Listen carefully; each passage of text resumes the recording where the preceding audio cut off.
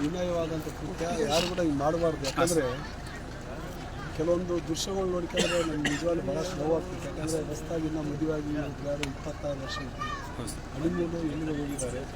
ಆ ರೋಡನ್ನು ನೋಡ್ಕೊಂಡ್ರೆ ನಿಜವಾಗ್ಲೂ ಭಾಳಷ್ಟು ನೋವಾಗ್ತಿತ್ತು. ಯಾಕಂದರೆ ಬೇರೆ ಏನೇ ವಿಚಾರಗಳು ಇರಲಿ ಅವ್ರ ವೈಯಕ್ತಿಕ ಇಂಥ ಇದರಲ್ಲಿ ಹೀನಾಯ ಕೃತ್ಯ ಕೇಳೋದು ಭಾಳಷ್ಟು ಇದು. ಯಾಕಂದರೆ ಇವತ್ತು ಕೇಂದ್ರ ಸರ್ಕಾರ ಭಾಳಷ್ಟು ಗಟ್ಟಿದೆ. ಇಂಥದ್ದು ಯಾರು ಐತಲ್ಲ ಅವ್ರನ್ನ ಹಿಡಿದು ಗಲ್ಲಿಗೆ ಏರಿಸ್ಬೇಕು. ಅವ್ರನ್ನ ಸುಮ್ಮನೆ ಬಿಡೋದಲ್ಲ. ಇದು ಒಂಥರ ಇಡೀ ದೇಶಕ್ಕೆಲ್ಲ ಪ್ರಪಂಚಕ್ಕೆ ಗೊತ್ತಾಗಬೇಕು.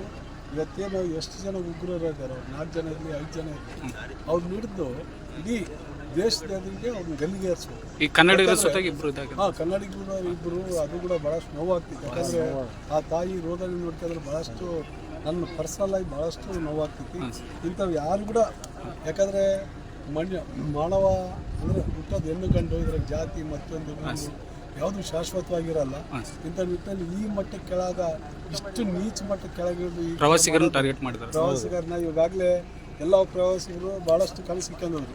ಜಮ್ಮು ಕಾಶ್ಮೀರ ಹೋಗ್ಬೇಕು, ನೋಡ್ಬೇಕು, ಅಲ್ಲೆಲ್ಲ ಸೌಂದರ್ಯ ಸವಿಬೇಕಂತ ಭಾಳಷ್ಟು ಇಡೀ ದೇಶದ ಜನತೆ ಭಾಳಷ್ಟು ಇದೇನು ಭಾಳಷ್ಟು ಪೀಸ್ಫುಲ್ ಇತ್ತು.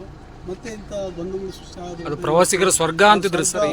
ಇವತ್ತೇನು ಟೂರಿಸಂ ಇರಲಿ ಮತ್ತೊಂದು ಇರಲಿ ಜನಗಳು ಹೋಗಿ ಭಯ ಪಡ್ತಾರೆ. ಸಂಪೂರ್ಣವಾಗಿ ಸರ್ಕಾರದ ಬಗ್ಗೆ ಮತ್ತೆ ಈಗ ಅವ್ರನ್ನ ರಕ್ಷಣೆ ಸರ್ಕಾರ ಯಾವ ರೀತಿ ಕ್ರಮ?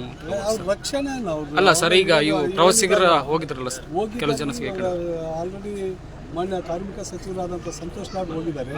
ಸಂತೋಷ್ ಲಾಡ್ ಹೋಗಿ ಇವಾಗ ಅಲ್ಲಿರೋಂಥ ಕನ್ನಡಿಗರು ಎಷ್ಟು ಜನ ಇದ್ದಾರೆ ಅವ್ರನ್ನೆಲ್ಲರನ್ನ ಮೀಟ್ ಮಾಡಿ ಅವ್ರನ್ನ ಕರೀತಿರೋಂಥ ವ್ಯವಸ್ಥೆ ಮಾಡ್ಬಿಟ್ಟು ಅವ್ರಿಗೇನೋ ತೊಂದರೆ ಆದರೂ ಕೂಡ ಮಾನ್ಯ ಮುಖ್ಯಮಂತ್ರಿಗಳಾದಂಥ ಸಿದ್ದರಾಮಯ್ಯ ಸರ್ ಅವರು ಈಗಾಗಲೇ ಸಂತೋಷ್ ಲಾಡ್ ಅವ್ರಿಗೆ ಸೂಚನೆ ಕೊಟ್ಟಿದ್ದಾರೆ. ಸಂಪೂರ್ಣವಾಗಿ ನಮ್ಮ ಕರ್ನಾಟಕದಿಂದ ಯಾರು ಪ್ರವಾಸಿಗರು ಹೋಗಿದ್ದಾರೆ ಅವ್ರನ್ನ ಸೇಫಾಗಿ ಕರ್ಕೊಂಬರ್ಲಿಕ್ಕೆ. ಅದಾಗಿ ಮತ್ತು ಮುಂದೆ ಏನು ಇವಾಗೇನು ಆಘಾತಕ್ಕೆ ಒಳಗಾಗ ಕುಟುಂಬಗಳಿಗೆ ಸರ್ಕಾರ ಕೂಡ ನೆರವು ಮತ್ತು ಅವ್ರಿಗೇನು ಸಪೋರ್ಟ್ ಮಾಡಿ ಸರ್ಕಾರ ಇರ್ತಿದೆ ಅಂತ ಧೈರ್ಯ ತುಂಬುವಂಥ ಕೆಲಸ ಮಾಡ್ತೀವಿ. Thank you.